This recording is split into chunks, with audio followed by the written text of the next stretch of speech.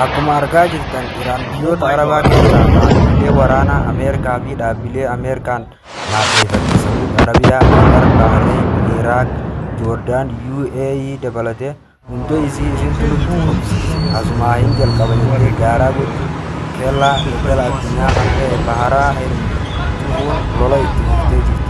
Iraan biyya dublettiidha. Siyaasni isaanii akka malee cimaadha. Lola kana ofirratti hin oolchine gandaaf addaraabsitee biyyoota Arabaa afeeraa jirti. Biyya tokko birmadummaa kiyyaatu sarbame jedhee isaa yookaan lolli kallattiin isaanii ni jijjiirama.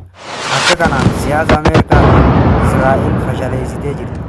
Ameerikaan waraana kana dirqamtee dhaabdi tarkaanfii addaa fudheen dhabamsiisa yoo jette isiinis isruu qabattee akka bakki shakkiin hin jiru. Kanaafuu odeeffannoo biraatiin hanga walitti deebinutti viidiyoo kana sheer laayik godhuudhaan nu faana tura.